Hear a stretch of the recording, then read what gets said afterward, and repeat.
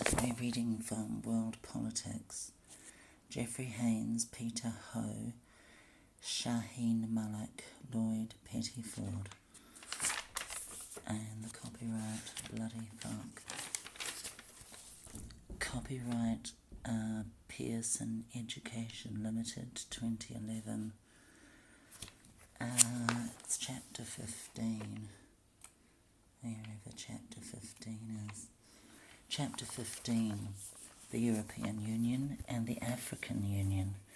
Introduction, the European Union, the African Union. Conclusion. After reading this chapter, you will have gained an understanding of the following: structures and processes of the European Union, structures and processes of the African Union, how the EU and the AU are similar and different. Introductory box, Euroscepticism. We all hate Europe, or do we? The European Union, EU, has been in existence since 1992. Before that, there was another, smaller organisation called the European Economic Community, EEC, created in 1957. And prior to that, there was the European Coal and Steel Community, ECSC, which was founded in 1952. The overall point is that our European-wide organisation has been in existence since soon after the end of the Second World War. Now, over 50 years on, many Europeans are not convinced that a European-wide entity of this kind is a good thing. Euroscepticism is a general term used to describe various forms of 1. Criticism of the EU, and 2. Opposition to continued European integration, that is, the gradual coming together both economically and politically of the member states of the EU. One of the main complaints of the Eurosceptics is that integration weakens the nation-state and undermines national identity. Other Eurosceptic concerns include that the charge Other Eurosceptic concerns include the charge that the EU is undemocratic, a top-down organisation that pays little attention or concern to the problems and aspirations of ordinary people, or that it is too bureaucratic, dominated by unelected, overpaid civil servants. A periodic European-wide public opinion survey known as the Eurobarometer found that support for the EU was lowest in Hungary, Latvia and Britain. It's been 3 minutes. Introduction. To what extent does a regional organisation manage to achieve their objectives? What more might it do to gain greater success? To what extent are member states prepared to allow regional organisations to act independently in international relations? The main aim of this chapter is to examine what regional organisations do in international relations. There are numerous regional organisations of various types, so to make our task manageable, we shall look at 2 important regional organisations in some detail: the European Union, EU, and the African Union, AU. We will compare and contrast their key institutions in order to draw conclusions about their differences and similarities. At the end of the chapter, we shall be in a position to 1. Understand what roles these regional organisations play in international relations.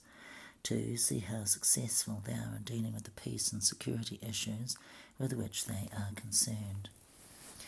Many international relations scholars would agree that, despite all the changes we've seen in the world in recent years, states are still the key actors in global politics.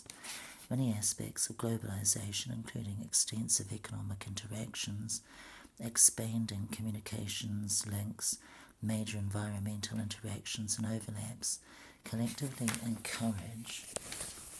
What do they collectively fucking encourage? Individual governments to cooperate in order to achieve goals that, acting on their own, they may not believe they can achieve. Oh my God, believe and achieve in the same fucking sentence. Jesus Christ. The implication is that today no country is fully self-sufficient or capable of living in complete isolation from the rest of humanity. This state of affairs suggests that the very concept of national sovereignty, sometimes called independence titi or autonomy titi, is now much less certain than it once was. In some regions of the world, especially Europe titi, this realization has led to highly structured attempts to promote cooperation across state boundaries in the form of regional organisations. The most far-reaching of these efforts thus far has been the EU. In some regions, such as sub-Saharan Africa, the success of European integration efforts over the last 6 decades have led to copy-pussy attempts at regional integration. Examples include Africa, which we examine in this chapter in comparison with Europe, as well as parts of Asia, Latin America and elsewhere.